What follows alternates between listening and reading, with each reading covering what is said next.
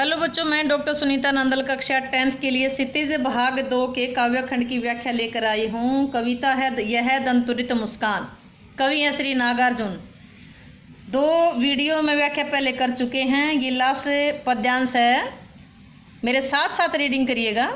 तुम्हारी यह दंतुरित मुस्कान, यहाँ तक हम कर चुके थे। धन्य तुम माँ भी तुम्हारी धन्य, चिर प्रवासी में इतर मैं अन्य, इस अतिथि से प्रिय तुम्हारा क्या रहा संपर्क।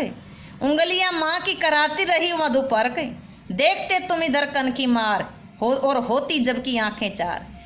तब तुम्हारी दंतुरित मुस्कान मुझे लगती बड़ी छविमान। एक बार फिर रीडिंग लेंगे। धन्य तुम माँ भी तुम्हारी धन्य है, चिर प्रवासी में इतर में अन्य, इस अतिथि से प्रिय तुम्हारा क्या रहा संपर्क। उंगलियां माँ की कराती रही मधुपर्क, देखते तुम इधर कनखी मार और होती जबकि आंखें चार। ये तुम्हारी दंतुरित मुस्कान मुझे लगती बड़ी ही छविमान। कवि शिशु की बच्चे की छवि को देख करके शिशु के सामने झिझक रहा है, सोच रहा है। शिशु कनखियों से उसे देख करके प्रश्न कर रहा है। अपने स्नेह से वंचित कर इतने दिनों से कहाँ रहे। अपनी भूल के प्रति सतर्क कवि शिशु की माँ को धन्य मानता है कि मैं इतने दिन अपने बच्चे से दूर रहा, इसके लिए उनकी बच्चे की माँ को धन्य मानता है। क्या कहता है? धन्य तुम माँ भी तुम्हारी धन्य। कवि शिशु से कहता है कि तुम धन्य हो, तुम्हारी माँ भी धन्य है। चिर प्रवासी, मैं तो लंबे समय तक प्रवास ही करता रहा, अर्थात मैं तो तुमसे दूर ही रहा।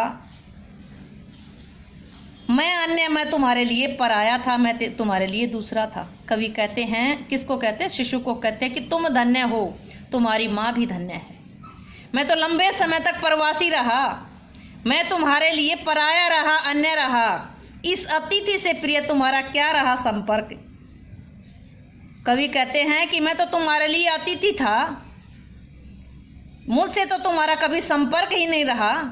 उंगलियां माँ की कराती रही मधुपर्क, तुम्हारी माँ की उंगलियां ही तुम्हें शहद आदि मधुपर्क कराती रही, यानी शहद आदि चटाती रही। तुम्हारी माँ की उंगलियां ही तुम्हें मधुपर्क कराती रही, शहद आदि चटाती रही। देखते तुम इधर कनखी मार, कनखी मार कान, जब आंखें कान की तरफ घुमाकर देखते हैं तो उसको कनखी बोलते हैं। तुम मुझे कनखियों से, टेढ़ी नजर से जब तुम मेरी तरफ देख रहे हो तो ऐसा लगता है कि जैसे मुझसे प्रश्न कर रहे हो कि अब तक कहाँ थे। और होती जबकि आंखें चार, जब तुम्हारी और मेरी नजर मिल जाती है, आंखें मिल जाती हैं तो आंखें चार हो जाती हैं। तब तुम्हारी दंतुरित मुस्कान मुझे लगती बड़ी छविमान। जैसे ही नजर मिलती है तो तुम बहुत खुश होते हो, तब तुम्हारी यह दंतुरित मुस्कान मुझे बहुत ही सुंदर लगती है, बहुत ही प्यारी लगती है, बहुत ही मोहक लगती है। कवि क्या कहते हैं कि तुम्हारी माँ धन्य है और तुम धन्य हो, तुम्हारी माँ भी धन्य है। मैं तो लंबे समय से प्रवासी था, मैं तो तुम्हारे लिए दूसरा था, मैं तो तुम्हारे लिए एक अतिथि था। इस अतिथि से तुम्हारा क्या कभी संपर्क नहीं रहा, केवल माँ की उंगलियां ही तुम्हें शहद चटाती रही, मधुपर्क चटाती रही। इधर तुम्हें टेढ़ी नज़र से मुझे देखते हो और जब अचानक आंखें मिल जाती हैं तो एकदम खुश होकर के एकदम खुश होते हो, और खुश होते तुम्हारी जो दंतुरित मुस्कान निकलती है, जो 2 दांतों की प्यारी सी मुस्कान निकलती है, वो बड़ी ही मोहक लगती है, बहुत ही छविमान लगती है। एक बार फिर देखिएगा। तुम धन्य हो, तुम्हारी माँ भी धन्य है। मैं तो लंबे समय से प्रवासी था, मैं तुम्हारे लिए दूसरा था। इस अतिथि से तुम्हारा कभी कोई संपर्क नहीं रहा। तुम्हें तुम्हारी माँ की उंगलियां ही मधुपर्क कराती रही, शहद आदि चटाती रही। जब तुम टेढ़ी नज़र से कनखी मार करके मेरी तरफ देखते हो और अचानक जब आंखें मिल जाती हैं तो तुम एकदम खुश होते हो, तो तुम्हारी दंतुरित मुस्कान बहुत ही मनमोहक लगती है, बहुत ही छविमान लगती है। काव्य सौंदर्य देखिएगा।